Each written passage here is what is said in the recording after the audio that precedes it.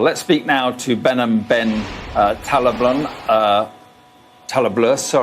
Senior Fellow at the think tank Foundation for Defense of Democracies. Thank you very much for being with us. On this Hezbollah drone attack on Israel, Israel prides itself on its defense systems. What do you think went wrong here?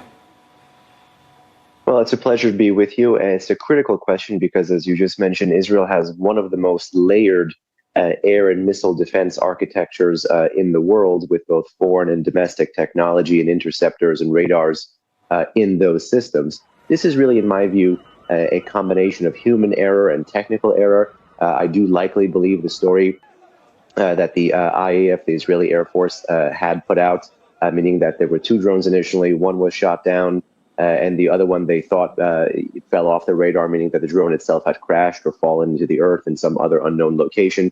But in my view, this is because the drone, and most of these drones in general, are low and slow flying projectiles and occasionally are able to actually evade radars because of the flight ceiling that these drones can actually fly at. So sometimes the simpler and less sophisticated technologies can still get the best of these much more advanced systems. It's rare, but indeed it does happen.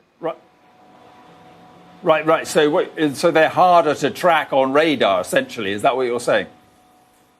Precise. They are lower and slower flying, so sometimes masses of them can be easy to detect, harder to intercept. But conversely, smaller numbers of them can be harder to detect, but once you detect them, easier to destroy. And in this case, I would say a combination of human error and a technical glitch allowed this drone to go beneath that ceiling and cruise at an exceptionally low altitude and make that strike.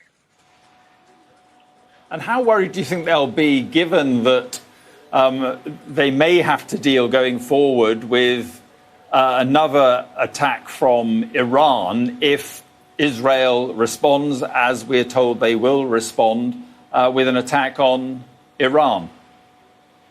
I concur with you. I think it's quite likely that the Israelis will kinetically or overtly and militarily respond to the Islamic Republic on their own territory after that early October missile barrage against Israel. Again, Israel has one of the most advanced layered air and missile defense architectures, not just in the region, but in the world. It benefits from U.S. support as well as regional and allied support in helping to track, detect, and destroy those Iranian projectiles. It certainly is a challenge, given that the October strike was significantly more complex, and I would even add more dangerous and challenging for the Israelis to intercept and destroy. And there were more impact points, considerably, several-fold in the April strike compared to the in the October strike compared to the April strike. But it's something that the Israelis, I still believe, have escalation dominance in, and that confidence in that escalation dominance you see being borne out as the shadow war enters the overt war between Israel and the Islamic Republic, as well as to Israel's north, where you are vis-a-vis Hezbollah in Lebanon.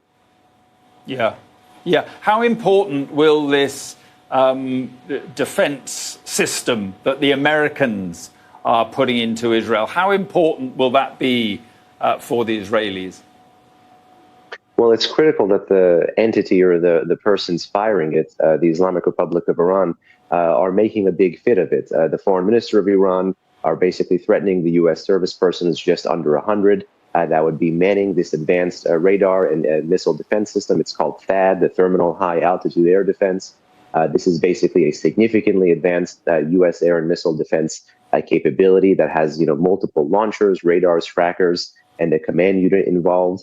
This system was believed to have successfully intercepted for the first time ever an Iranian ballistic missile of the medium-range class fired from the Houthis in Yemen towards the UAE in very early 2022. So it does have a battle-proven record. I think it's something that could significantly impede the success of even some of the newer, more maneuverable Iranian ballistic missiles. And that's precisely why diplomatically the Iranians are trying to prevent the transfer, and politically and militarily in their own hardline press are trying to devalue this system, saying it's nothing much to worry about at all.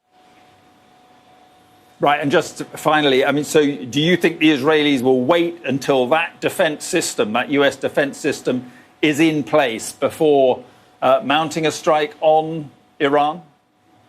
It's really anyone's guess at this point. It's a 50-50. Prudence would dictate that, you do wait until you have even better air and missile defense capabilities. But I would say that wouldn't be a game changer on the first day it would arrive. It would take a little bit of time to integrate into the existing air and missile defense architecture. However, in the past, there is open source evidence that the US and the Israelis have trained with this system before, I think from 2018 or 2019. So that's an exceptionally short deployment and learning curve. But I think the fact that we are guessing is a political success sign for the Israelis, because they indeed want to keep everyone guessing as to where and when and how this strike may come. All right. I appreciate your time. Thank you very much for coming on the program. Thank you.